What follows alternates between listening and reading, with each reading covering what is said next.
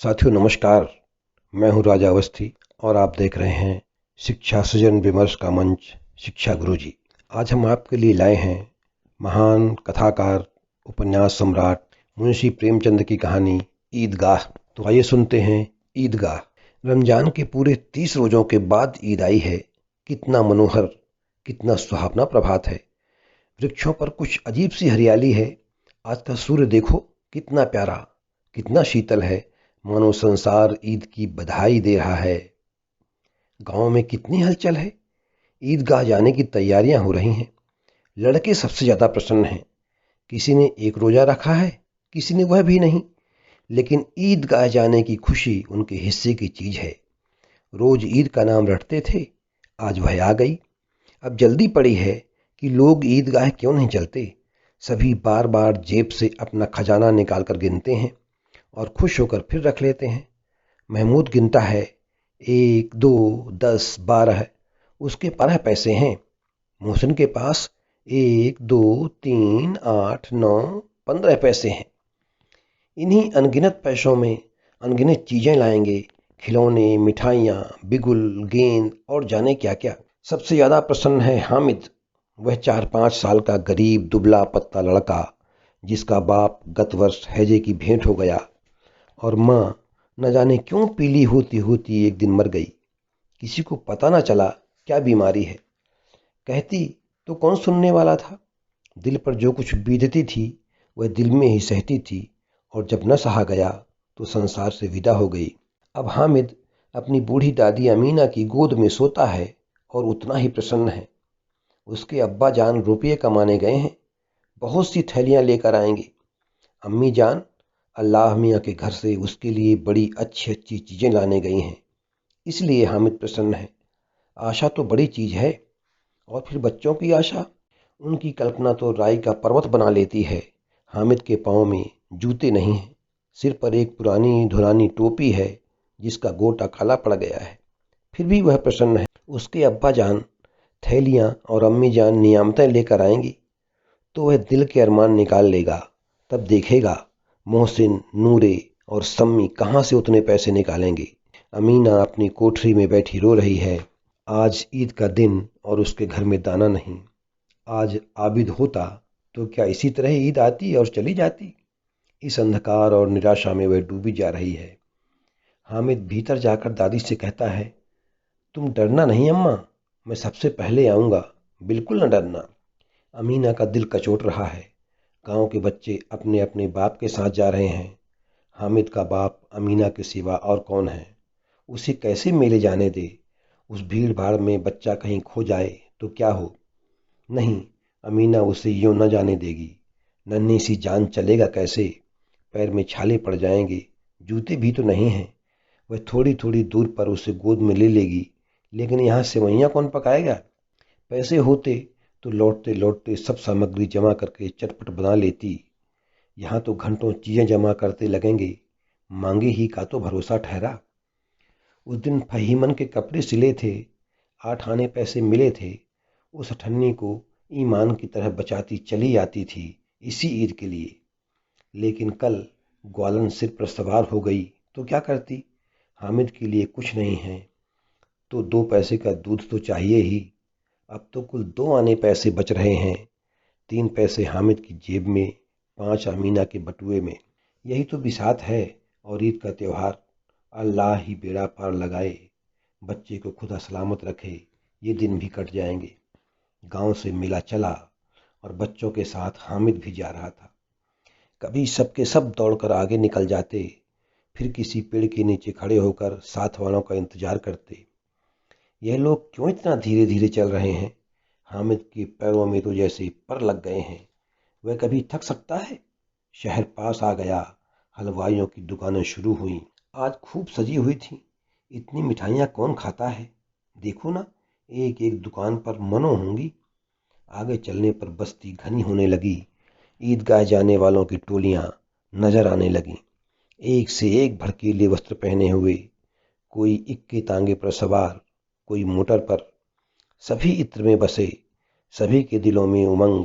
ग्रामीणों का यह छोटा सा दल अपनी विपन्नता से बेखबर संतोष और धैर्य में मगन चला जा रहा था। बच्चों के लिए नगर की सभी चीज़ें अनोखी थीं। जिस चीज़ की ओर ताकते ताकते ही रह जाते और पीछे से बराबर हॉर्न की आवाज़ पर भी न चेतते। हामिद तो मोटर के नीचे जाते जाते सा ईदगाह नजर आया। ऊपर इमली के घने वृक्षों की छाया है, नीचे पक्का फर्श है जिस पर जाजिम बिछा हुआ है, और रोजेदारों की पंक्तियां एक के पीछे एक न जाने कहाँ तक चली गई हैं, पक्की जगत के नीचे तक, जहाँ जाजिम भी नहीं है। नए आने वाले आकर पीछे की कतार में खड़े हो जाते हैं, आगे जगह नहीं है।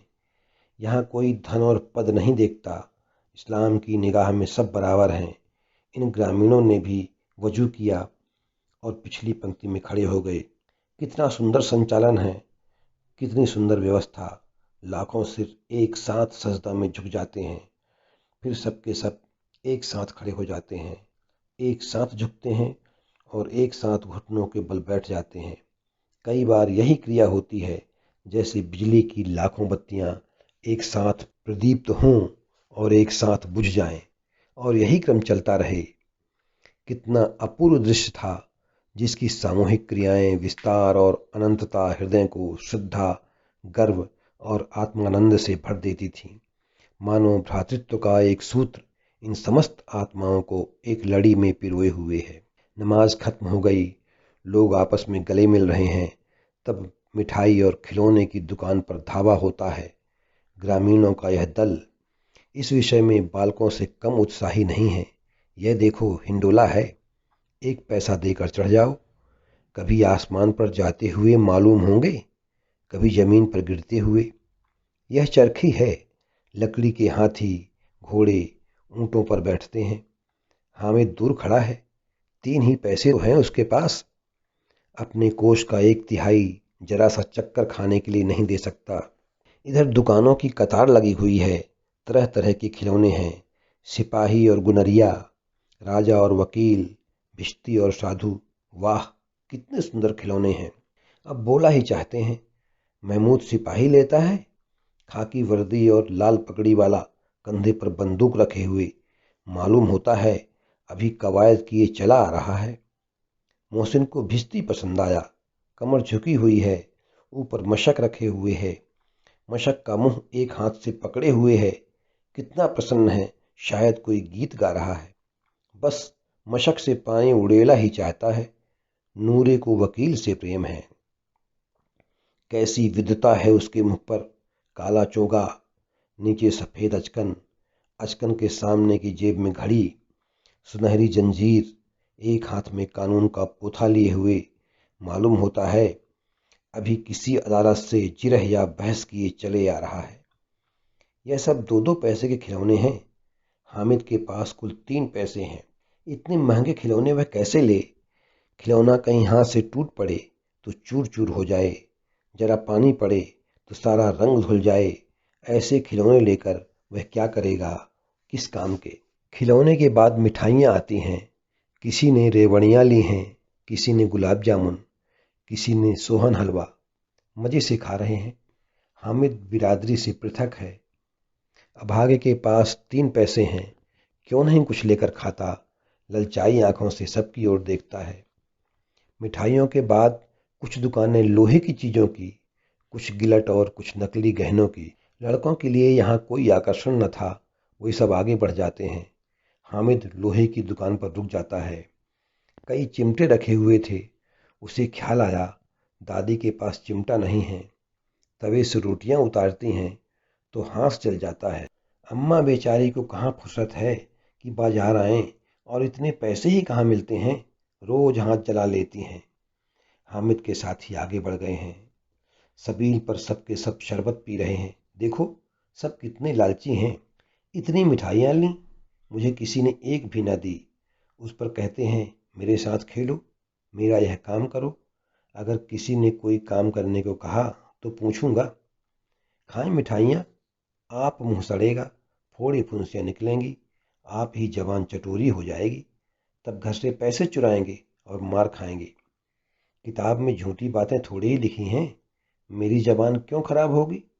अम्मा चिमटा देखते ही दौड़कर मेरे हाथ से ले लेगी और कहेगी, मेरा बच्चा अम्मा के लिए चिमटा लाया है। हजारों दुआएं देंगी। फिर पड़ोस की औरतों को दिखाएंगी। सारे गांव में चर्चा होने लगेगी, हामिद चिमटा लाया है, कितना अच्छा लड़का है। इन खिलौनों पर कौन इन्हें दुआएं देगा? बड़ों की दुआएं सीधे अल्लाह के दरबार में पहुंचती हैं और तुरंत सुनी जाती हैं। मेरे पास पैसे नहीं हैं, तभी तो मोहसिन और महमूद यूं मिजाज दिखाते हैं। मैं भी इनसे मिजाज दिखाऊंगा। खेलें खिलौने और खाएं मिठाइयाँ। मैं नहीं खेलता खिलौने से, किसी का मिजाज क्यों सहूं। मैं गरीब सही, किसी से कुछ मांगने तो नहीं जाता। आखिर अब्बा जान कभी कभी आएंगे, अम्मा भी आएंगी ही। फिर इन लोगों से पूछूंगा, कितने खिलौने लोगे? एक एक को टोकरियों खिलौने दूं और दिखा दूं कि दोस्तों के साथ इस तरह सलूक किया जाता है। यह नहीं कि एक पैसे की रेवड़ियाँ लीं तो चिढ़ा चिढ़ा कर खाने लगे। सबके सब हंसेंगे कि हामिद ने चिमटा लिया है। हंसें मेरी बला से। उसने दुकानदार से पूछा, यह चिमटा कितने का है? दुकानदार ने उसकी ओर देखा और कोई आदमी साथ न देख कर कहा, तुम्हारे काम का नहीं है जी। बिकाऊ है कि नहीं? बिकाऊ क्यों नहीं है? और यहाँ क्यों लाद लाए हैं? तो बताते क्यों नहीं कै पैसे का है? 6 पैसे लगेंगे। हामिद का दिल बैठ गया। ठीक ठीक बताओ। ठीक ठीक 5 पैसे लगेंगे। लेना हो तो लो, नहीं चलते बनो। हामिद ने कलेजा मजबूत करके कहा, 3 पैसे लोगे? यह कहता हुआ वह आगे बढ़ गया कि दुकानदार की घुड़कियां न सुने। लेकिन दुकानदार ने घुड़कियां नहीं दी, बुलाकर चिमटा दे दिया। हामिद ने उसे इस तरह कंधे पर रखा मानो बंदूक है और शान से अकड़ता हुआ संगियों के पास आया। जरा सुने सबके सब क्या क्या आलोचनाएं करते हैं। मोहसिन ने हंसकर कहा, यह चिमटा क्यों लाया पगले, इसे क्या करेगा? हामिद ने चिमटे को जमीन पर पटक कर कहा, जरा अपना भिश्ती जमीन पर गिरा दो, सारी पसलियां चूर चूर हो जाएं बच्चों की। महमूद बोला, तो यह चिमटा कोई खिलौना है? हामिद, खिलौना क्यों नहीं है? अभी कंधे पर रखा बंदूक हो गई, हाथ में लिया फकीरों का चिमटा हो गया। चाहूं तो इससे मजीरे का काम ले सकता हूं। एक चिमटा जमा दूं तो तुम लोगों के सारे खिलौने कितना ही जोर लगाएं, मेरे चिमटे का बाल भी बांका नहीं कर सकते। मेरा बहादुर शेर है चिमटा। सम्मी ने खंजरी ली थी, प्रभावित होकर बोला, मेरी खंजीर से बदलोगे? 2 आने की है। हामिद ने खंजरी की ओर उपेक्षा से देखा। मेरा चिमटा चाहे तो तुम्हारी खंजरी का पेट फाड़ डाले। बस एक चमड़े की झिल्ली लगा दी, ढप ढप बोलने लगी। जरा सा पानी लग जाए तो खत्म हो जाए। मेरा बहादुर चिमटा आग में, पानी में, आंधी में, तूफान में बराबर डटा खड़ा रहेगा। चिमटे ने सभी को मोहित कर लिया, लेकिन पैसे किसके पास धरे हैं। फिर मेले से दूर निकल आए हैं। 9 कब के बज गए। धूप तेज हो रही है, घर पहुंचने की जल्दी हो रही है। बाप से जिद भी करें तो चिमटा नहीं मिल सकता। हामिद है बड़ा चालाक, इसीलिए उसने अपने पैसे बचा कर रखे थे। 11 बजे गांव में हलचल मच गई। मेले वाले आ गए। मोहसिन की छोटी बहन ने दौड़कर भिश्ती उसके हाथ से छीन लिया और मारे खुशी के जो उछली तो मियाँ भिश्ती नीचे आ रहे और सुरलोक सिधारे। वकील साहब के लिए दीवार में 2 खूंटियां गाड़ी गईं। उन पर लकड़ी का एक पटरा रखा गया। पटरे पर कालीन बिछाया गया। वकील साहब राजा भोज की भांति सिंहासन पर विराजे। नूरे ने उन्हें पंखा झलना शुरू किया। मालूम नहीं पंखे की हवा से या पंखे की चोट से वकील साहब स्वर्गलोक से मृत्युलोक में आ रहे और उनका माटी का चोला माटी में मिल गया। अब रहा महमूद का सिपाही। उसे चटपट गांव का पहरा देने का चार्ज मिल गया। लेकिन पुलिस का सिपाही कोई साधारण व्यक्ति तो नहीं जो अपने पैरों चले। वह पालकी पर चलेगा। एक टोकरी आई जिसमें सिपाही साहब आराम से लेटे। नूरे ने यह टोकरी उठाई और द्वार का चक्कर लगाने लगे। उसके दोनों भाई सिपाही की तरह छोने वाले जागते लहो पुकारते चलते हैं, मगर रात अंधेरी होनी चाहिए। महमूद को ठोकर लग जाती है। टोकरी उसके हाथ से छूटकर गिर पड़ती है और मियाँ सिपाही अपनी बंदूक लिए जमीन पर आ जाते हैं और उनकी एक टांग में विकार आ जाता है। महमूद को ज्ञात हुआ कि वह अच्छा डॉक्टर है। उसको ऐसा मरहम मिल गया है जिससे वह टूटी टांग को आनन फानन में जोड़ सकता है। केवल गूलर का दूध चाहिए। टांग जोड़ दी जाती है, लेकिन सिपाही को जो ही खड़ा किया जाता है, टांग जवाब दे देती है। शल्य क्रिया असफल हुई तब उसकी दूसरी टांग भी तोड़ दी जाती है।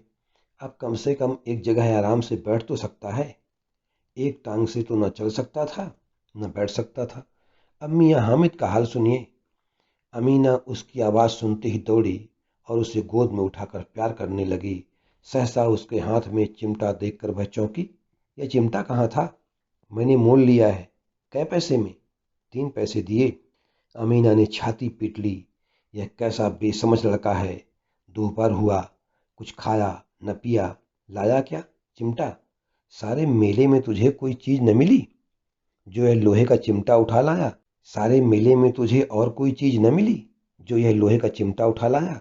हामिद ने अपराधी भाव से कहा, तुम्हारी उंगलियां तवे से जल जाती थीं, इसलिए मैंने इसे लिया। बुढ़िया का क्रोध तुरंत स्नेह में बदल गया, और स्नेह भी वह नहीं जो प्रगल्भ होता है और अपनी सारी कसक शब्दों में बिखेर देता है। यह मूक स्नेह था, खूब ठोस, रस और स्वाद से भरा हुआ। बच्चे में कितना त्याग, सद्भाव और विवेक है। दूसरों को खिलौने लेते और मिठाइयाँ खाते देखकर इसका मन कितना ललचाया होगा। इतना जब्त इससे हुआ कैसे? वहाँ भी इसे अपनी बूढ़ी दादी की याद बनी रही। अमीना का मन गदगद हो गया। वह रोने लगी। दामन फैलाकर हामिद को दुआएं देती जाती थी और आंसू की बड़ी बड़ी बूंदें गिराती जाती थी। हामिद इसका रहस्य क्या समझता? तो साथियों, यह थी उपन्यास सम्राट मुंशी प्रेमचंद की कहानी ईदगाह, और मैं हूँ राजा अवस्थी। हम आपसे फिर मिलते हैं किसी नई कहानी, गीत, कविता अथवा नवगीत के साथ। तब तक बने रहिए हमारे साथ। धन्यवाद। नमस्कार।